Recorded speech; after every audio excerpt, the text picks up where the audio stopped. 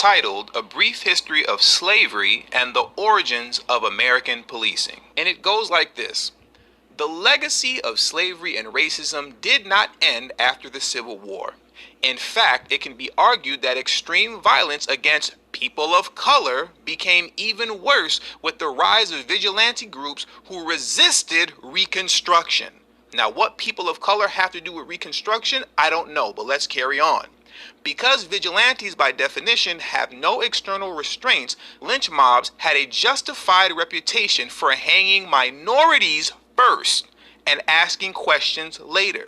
Because of its tradition of slavery, which rested on the racist rationalization that blacks were subhuman, America had a long, shameful history of mistreating people of color, long after the end of the Civil War. Now, can somebody please explain to me, in what Twilight Zone alternate reality did that history actually take place? Because that for sure is not American history.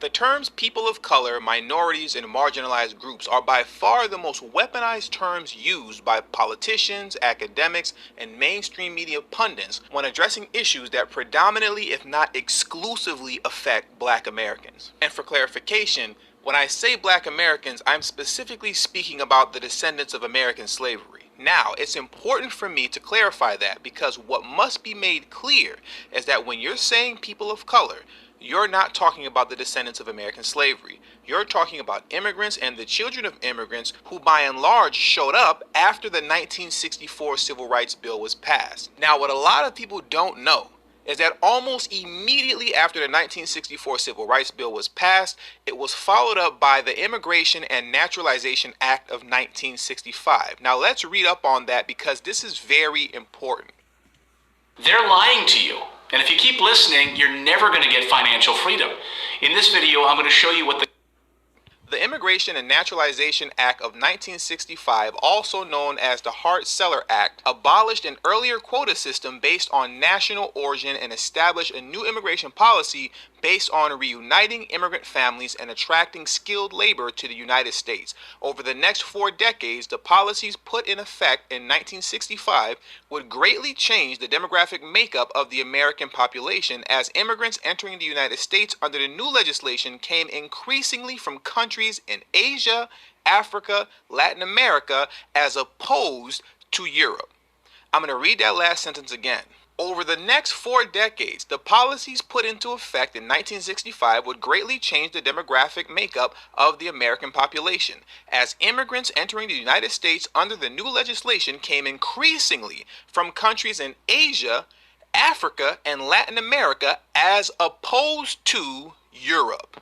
Now, you have to understand that the 1965 Immigration Bill was a direct response to the 1964 Civil Rights Bill. It was a form of retaliation towards the descendants of American slavery who essentially forced the nation to bend the knee and giving in to their demands of getting rid of the overtly racist Jim Crow laws. Understand, Europeans never had a problem getting into the U.S. I'm not saying it was easy for them to get in, but it wasn't a problem. Now, if you were a so-called person of color prior to 1965, it was borderline impossible to get into the U.S. The purpose of the immigration bill was to drown you out by having an influx of other groups coming in and then prioritizing them over you. And this practice is still very much in play till this day. To learn more about it, I would strongly recommend you watch my videos titled What a Biden-Harris Presidency Actually Mean for Black America, as well as White Skin Black Mask, How Barack Obama Played Black Voters Just Like Joe Biden Will. In those 2 videos, I discuss this in great detail as to how these practices are still carrying on till this day. Now let's get into the term minority. Most people, meaning that everyday man and woman, use that term interchangeably with people of color, and it makes sense on the surface. But to use those terms interchangeably is incorrect because they do in fact mean 2 different things. What most people don't pick up on is that the term minority essentially means white women. Now follow me for a second. When you say people of color, you've said all that needs to be said, because the term people of color is not gender specific. It simply means non-white. Now, I know what some of you are going to say, and that's that, yeah, I hear you, Tony, but women should be classified as a minority because regardless of race, women have their own unique experiences of injustice simply for being a woman. And that also includes white women. Now, I could go on a tangent about how problematic this is because essentially white women are able to play both sides of the fence. You see, by virtue of simply being white, you benefit from the system of racism, white supremacy, regardless of you being a woman. Even though you may be limited in the things you can participate in, by the simple virtue of being white, you benefit from the system of racism, white supremacy by simply being the daughter of, or the mother of, or the wife of. To go into the past and discuss how women had it so hard and pretend as if white women and black women were on equal footing is wildly disingenuous. Despite the lack of rights, you can't compare a white woman from the 1950s to a black woman of the 1950s. That is wildly disingenuous. But for the sake of this video, I'm not going to go on and on about that. I'm simply going to fold it up, put it in my back pocket, and say, yes, you're right. Just for the sake of this video, though. Now, last on the list is marginalized groups. And the thing with marginalized groups is this. That categorization has nothing to do with gender or race. That is a categorization of people who are discriminated against because of A, their sexual preference, or B, their religion. Now, with all of this being said, please believe that I'm not the only one that has an understanding of what these classifications actually mean, because politicians do as well. They know exactly what these terms mean, as well as academics and political pundits as well. But it's particularly damning to black Americans when it comes to politicians because they make it a point to insert these terms into what is supposed to be a black agenda. Take Joe Biden's, for instance. You know, lift every voice, the Biden plan for black America. Look how many times the term minority pops up in Joe Biden's black agenda. 19 times. Now look at how many times people of color pop up in his agenda. 5 times. Now look at how many times marginalized groups come up. 1 time. How is this a black agenda when everybody else gets to participate in it? You see, because I've seen this con game before. It was called affirmative action. And guess who was the #1 beneficiaries of affirmative action? White women.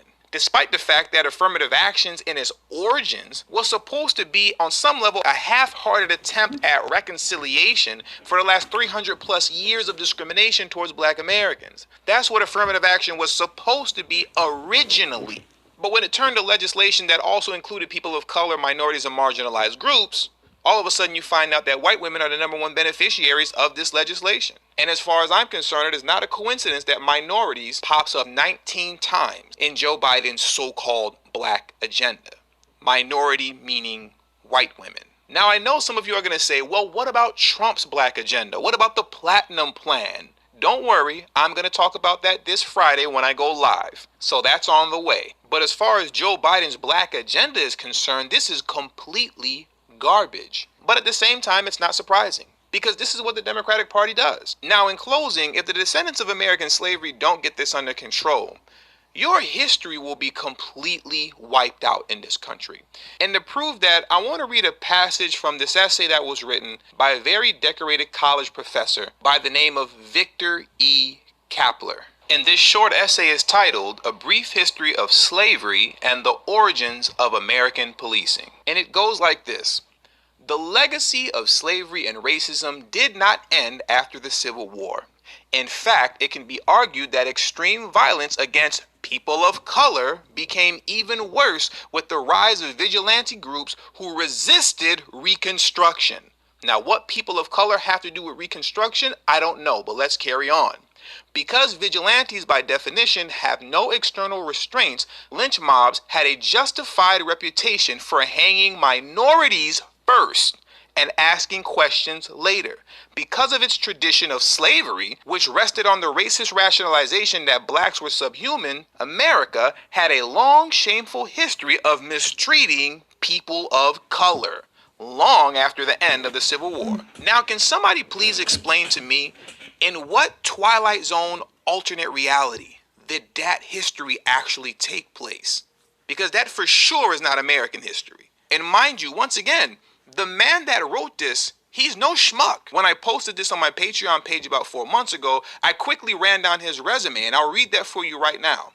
He is the author of numerous books on policing and criminology, including Forces of Deviance, Constructing Crime, Police and Society, Critical Issues in Police Civil Liability, Community Policing, and the Mythology of Crime and Criminal Justice. He is widely published in academic and scientific journals. Among them are Social Problems, Justice Quarterly, Journal of Criminal Justice, and Criminal Law Bulletin. Dr. Kapler has received numerous awards from both academic institutions and government agencies for his contributions to the study of crime and policing. This man is no schmuck. This is a well-respected man in society, across academia and government. And that's what he wrote concerning American history. A history in which the memory of you is but a blip. Your struggle and your lineage is virtually non-existent. And believe me when I tell you, he is not the only one in academia that writes like this. So if you don't make it clear to people that people of color, minorities, and marginalized group does not mean descendants of American slavery, it's only a matter of time before you and your history will be completely wiped out and erased from this country.